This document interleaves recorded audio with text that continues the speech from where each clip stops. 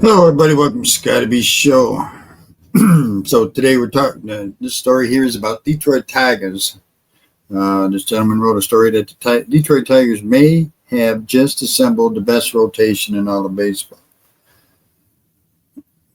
Well, we haven't even started spring training yet. Let's hold off on all this crap, eh? But is anybody getting the baseball? Are you still into baseball? All the crazy rules they're coming out with. Anyway, I'm a Tigers fan. Here we go. This is written by Michael Bronner. The Detroit Tigers will boost a rotation that has the chance to be the best in baseball. The Detroit Tigers made a seismic move on Sunday evening, which many expected for a long time when they brought in the top available free agent pitcher. A 2-year, $35 million contract for Jack Flaherty with a player option for 2026 makes for a reunion with the Tigers, who of course sent him away at the trade deadline to the Los Angeles Dodgers in exchange for a top 100 prospect in Tyrone Lorenzo, along with a potential option at shortstop in Trey Sweeney. It's not often a team is able to pull off a 1-year deal, send the player away at the deadline in exchange for a legitimate package, then proceed to bring him back the next offseason. But that's exactly the savvy move Scott Harris in Detroit made. It's a move that, even though it was predicted by many for large parts of the offseason, and didn't feel all that realistic. For one, Tigers management effectively said they were done adding starting pitching after committing a significant chunk of change to Alex Cobb. But they also likely didn't expect Flaherty to be available for this long. At the outset, the righty sounded to be looking for a 5-year deal, but the longer things went on, the more apparent it was that he may be willing to accept a high AAV shorter-term deal, which is exactly where Detroit swept in. Clearly, they sold Flaherty on the fact he played the best baseball of his career under Tigers pitching coach Chris Fetter, and the idea of teaming up with Tarek Skubal once again and potentially contending for a title in Detroit. Just how good can the Tigers' rotation now be? The long and short of it is that if everything goes according to plan, it could be one of the best in all of baseball. That's for everything said. Skubal is the best pitcher on the planet and shows no signs of slowing down, so barring some sort of injury situation, the top of the unit is going to be elite once again. But the value of having a number 2 like Flaherty cannot be understated either. In 18 starts with Detroit, Flaherty posted a 2.95 earned run average with a 0.956 whip and 133 strikeouts in just 106 2/3 innings pitched. The combination of Skubal and the version of himself, Flaherty, was with the Tigers last year, is arguably the best duo in baseball.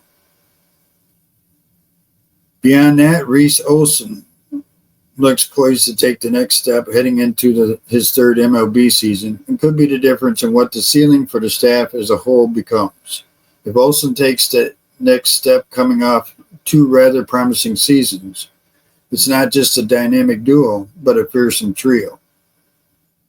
Cobb will be penciled in at number 4 spot to begin the year, which is a nice place to be for the often injured veteran. If Detroit can get 20 to 25 quality starts from him, they will be thrilled.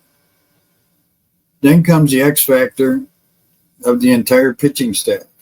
In all likelihood, top prospect Jason Jobe is going to begin the season at the MLB level. And what he does with the opportunity is entirely up to him. There you go. Expecting him to burst onto the scenes immediately isn't fair. But if Jobe can start to take steps as a rookie and even begin to look like the kind of prospect he's billed as, all while being number 5 starter, the Tigers rotation has a chance to be better than just great. It will be the best in baseball. There's numerous factors still at play here, such as health, potential to reach, and sustained performance, but there's no questioning it. The Tigers starting rotation has the makings, at least on paper, of a unit that has some truly special potential. Yes, I agree with what's on paper. they have some great potential. Scoobo gets injured. Scoobo goes out a little bit here and there.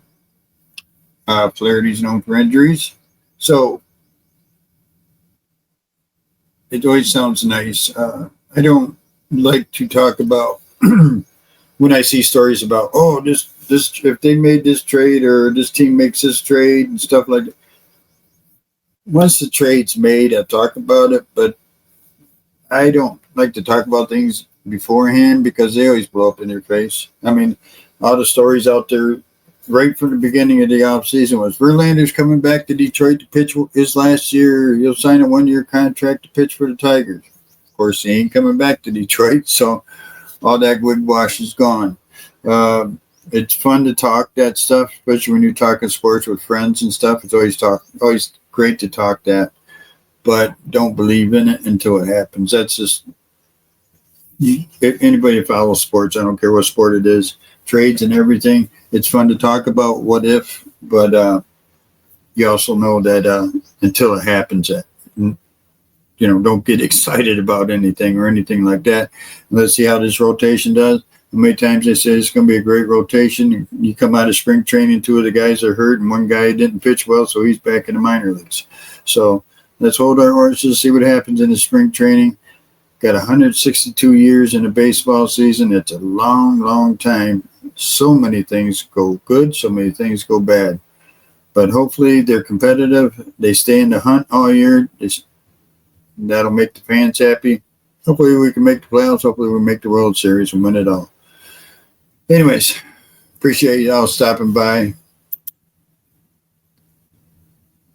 Y'all have a great day, great night, whatever the case may be. We'll see you next time on the Scotty B Show.